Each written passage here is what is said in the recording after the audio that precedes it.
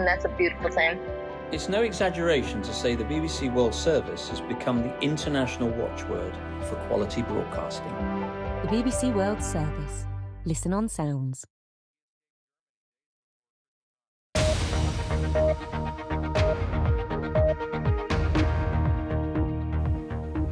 A new era for Disney, so says boss Bob Iger, as the firm's streaming division finally turns a profit 6 months earlier than it promised Wall Street.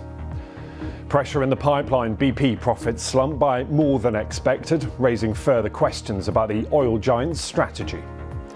Plus, back on the radar for US regulators, Boeing faces a new safety investigation, this time over the 787 Dreamliner.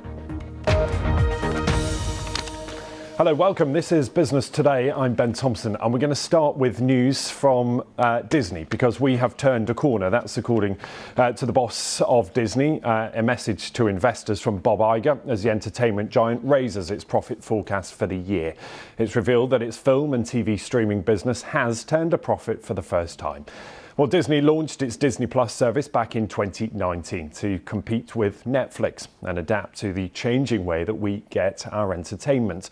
But it has been losing money since then. Disney promised Wall Street that those losses would turn to profits by September. But take a look at this.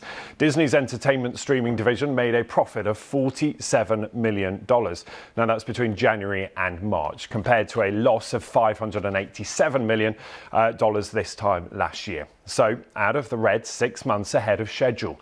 Michelle Fleury is in New York taking a closer look at all of this for us. And Michelle, give us a sense of what Disney have told us. It's quite a turnaround in delivering that profit much earlier than expected. Yeah, I mean, it was a huge surprise. I think Disney has been trying to adapt as people ditch cable TV and switch to streaming services. They promised Wall Street that its streaming business would become profitable by September. And here we are, ahead of schedules, because since Disney Plus launched, remember, in 2019 to compete with Netflix, it had been losing money. Now, for the first time, Disney Plus and Hulu have actually turned a profit. And what executives are saying is that its full streaming portfolio, including ESPN Plus, is on track to become profitable later this year. So you'd think all of that would be great news. And yet, if you look at the share price, it's down just shy of 10%. And this is the thing that got investors. Disney gave a more cautious outlook, Ben, on subscriber growth. They warned that streaming revenue would be a little bit softer next quarter due to additional expenses for things like cricket rights in India. And so that put the company sort of with this good news, but having to play defense a bit. And we saw the company's chief executive, Bob Iger, tell analysts that we've said all along our path to profitability will not be linear. And so they're trying to celebrate this great news. And I think it's worth remembering it is a pretty important milestone, a kind of a view echoed by Hannah Walsh, who's from Ampere Analysts in London. I think it's a great news for Disney. It's something they've been looking to achieve for quite some time now. And yeah, I think it does really show a great sign for Disney's entertainment streaming platform. It is worth noting, though, that when you combine the entertainment streaming services with its sports streaming services, the streaming business of Disney did still see a loss in this quarter. The parks business has seen a great growth domestically, but also internationally with the Hong Kong park as well. They did indicate that there's going to be some slowdown, but also they said there was going to be some slowdown in terms of subscriber growth for Disney Plus in Disney's third quarter of the year. As that growth starts to slow, that's really the side of the business that investors are keeping an eye on at the moment. And that's probably largely the reason why we saw that kind of more declining rate. And of course, all of this comes off the backdrop of that very bitter proxy fight where the leadership of CEO Bob Iger was essentially being challenged. And there was a whole question about why they weren't as profitable as Netflix. I think this will sort of answer some of those questions. But clearly Wall Street at the moment, not much fan, it seems, of shows like The Bear and Shogun, which have been huge hits for Disney. Michelle, as always, good to talk to you. Thank you. Michelle Fleury there live in New York. Now, elsewhere, the oil giant BP has reported a slump in profits for the first 3 months of the year. It made $2.7 billion between January and March. Now, that's down 40% on the same period last year. The results will put more pressure on BP's new boss, who took over just in January. Well, part of the slump can be put down to lower oil prices. But as our business editor Simon Jack explains, arch UK rival Shell is doing much better than BP, and it raises some big questions for shareholders about the company's strategy. We are coming out of the back end of the energy crisis that was sparked by Russia's invasion of Ukraine, which saw Russian oil and gas supplies either shut off or shunned by many markets, which sent prices rocketing. So we're coming down from there. So I think it's very unlikely that the likes of BP will ever make as much money as they did during that 2022-2023 period. But what is interesting about the BP numbers, down 45% on lower oil and gas profits, they slightly missed the estimates that people said of what they were expecting them to make in profits, whereas Shell, similar company profile, actually exceeded their estimates. And this is down to the fact that Shell has been unapologetically going hell for leather for more oil and gas production. And BP has been less aggressive in that way, saying it's trying to stick to its transition plans. Both have weakened them a little bit, but there is some tension between BP and Shell shareholders, saying some of them would like the BP strategy to be a bit more like Shell. So we'll see where that goes. Business editor Simon Jack there. Now to new safety questions that are facing the aircraft giant Boeing. Regulators in America have opened another investigation into the firm after it acknowledged that it may not have carried out proper quality inspections on its 787 Dreamliner aircraft. Well, that comes on top of a probe that was launched earlier this year into the safety of its 737 MAX planes. That was after a door panel blew out on one of the jets shortly after takeoff. Leadership expert Chris Roebuck told us it's another example of Boeing's problematic corporate culture. You know, something happens at Boeing and you just think, I mean, this has been going on for 6 years now. You just think it can't get any worse.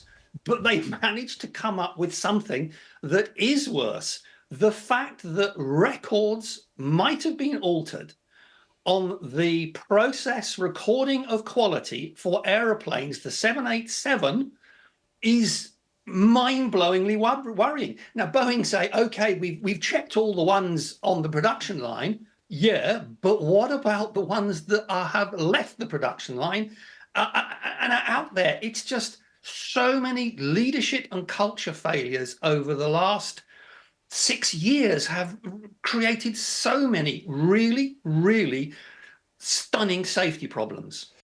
Chris Roebuck there. Now here, the Shadow Chancellor Rachel Reeves, who is hoping to take over as Finance Minister in this year's general election, has accused the government of gaslighting the British people over the state of the economy.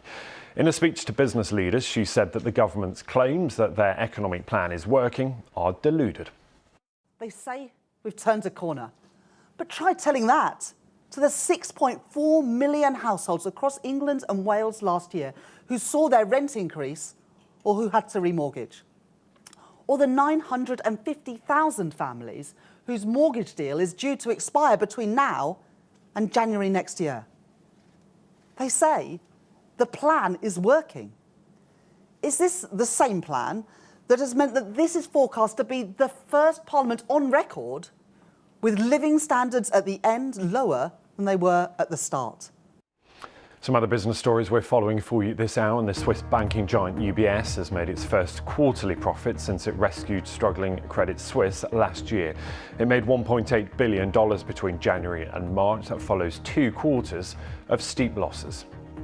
Nintendo has posted record profits thanks to the weak yen, but it warns that earnings will slump nearly 40% this year. The video games giant says it will reveal a successor to the hit Nintendo Switch console later this year. First-time buyers and homeowners looking to remortgage in the UK are still facing a significant challenge, according to the lender Halifax. Mortgage rates have been on the rise again on expectations the Bank of England will make fewer interest rate cuts this year. Halifax says the average UK house price was up just 0.1% in April, with a typical home now valued at just under £289,000. Now, when Britain left the European Union, the government said that food and drink exporters had a golden opportunity to put British food at the top of the global menu. But the reality is that UK food is still lagging behind its European counterparts, both in terms of sales and reputation. So we sent our business reporter Nick Marsh to Asia's leading food and drinks trade show in Singapore to find out why.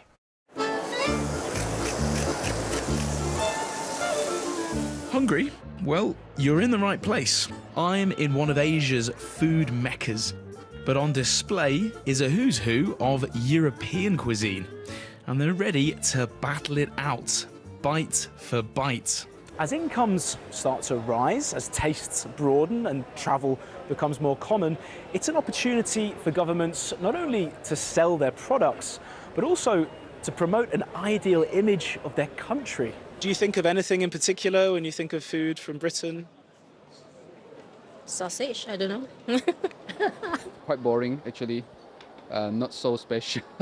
But these cheese exporters are here to fly the flag for British gastronomy. It's a massive job educating people because, you know, the French and the Swiss and the Italians have been doing it a lot longer than we have. Parmesan's been around forever. So we've come in sort of fairly late. So we're having to get that message across. And this is what they're up against. Anyone want tiramisu? For Italy, selling food to Asia isn't just vital for its economy, it's basically a form of diplomacy. They're foodies, they love their food, they love their tradition. It's something we have in common, and that it's, makes easier to spread also the Italian culinary tradition around the world. I'll try on that there, thank you. After Brexit, UK exporters were promised new markets. Almost dropped it there. That is very good. You did say it was good.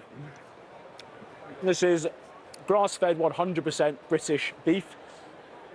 And these are the people that British producers are betting on. They want them to know, firstly, that this meat exists, and they're hoping, secondly, that they'll like it, and eventually, above all, that they're going to buy it.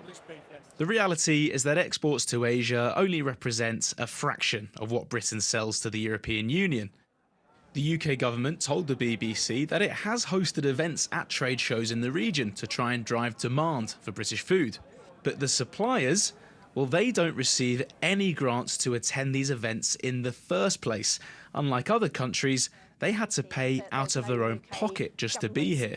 Which makes it very difficult to, stand out against the other European groups or other world groups that, are almost fully funded by government. This is your VR cheese experience. Absolutely. Would you like to try? To keep up, British producers are having to get creative to spread the word, which I enjoyed firsthand. I'm just cleaning the udder of a cow. Okay, I'm grating the cheese onto the noodles. But building a reputation doesn't come overnight. Many are still finding their way. Nick Marsh, BBC News, Singapore. That is your business today. We'll see you very soon. Bye-bye.